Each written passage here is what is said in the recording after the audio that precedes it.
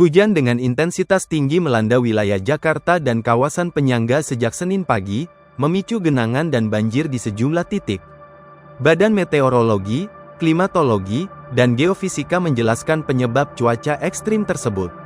Curah hujan mulai meningkat sejak Senin tanggal 12 Januari tahun 2026 pagi, dan berlangsung berjam-jam hingga menjelang siang. Kondisi ini berdampak luas di Jakarta, Bogor, Depok, Tangerang, dan Bekasi. Di Jakarta, genangan terpantau di beberapa kawasan permukiman dan pusat aktivitas, antara lain Kelapa Gading, Sunter, Pademangan, dan Mangga II. Situasi serupa terjadi di sejumlah wilayah Bekasi, Bogor, dan Tangerang. Air yang menggenangi ruas jalan menyebabkan perlambatan lalu lintas. Sejumlah layanan transportasi publik ikut terdampak, termasuk penyesuaian operasional Transjakarta serta gangguan perjalanan KRL pada lintas Angkek Kampung Bandan akibat rel tergenang. BMKG mencatat hujan lebat tidak hanya terjadi di Jabodetabek. Dalam 24 jam terakhir, hujan dengan intensitas tinggi juga meluas ke wilayah lain di Indonesia, mulai dari Banten hingga Nusa Tenggara.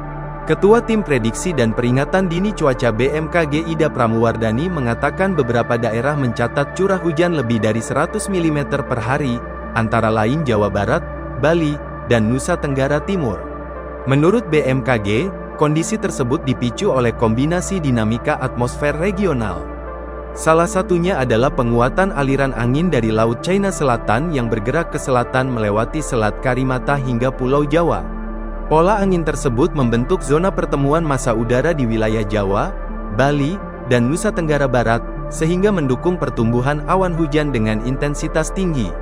Faktor lain berasal dari sistem tekanan rendah di kawasan timur Australia. Sistem ini memengaruhi sirkulasi angin di Indonesia bagian selatan dan memperkuat perlambatan aliran udara. Situasi ini mendorong proses naiknya udara secara berkelanjutan, yang meningkatkan peluang hujan lebat, ujar Ida, Selasa tanggal 13 Januari tahun 2026. BMKG memperkirakan potensi hujan deras masih berlanjut hingga sepekan ke depan, yakni pada periode 12 sampai 18 Januari tahun 2026. Selain Jawa dan Nusa Tenggara, wilayah Sulawesi hingga Papua juga berpotensi terdampak. BMKG mengimbau pemerintah daerah dan masyarakat meningkatkan kewaspadaan terhadap risiko banjir, tanah longsor, serta gangguan transportasi selama periode cuaca ekstrim.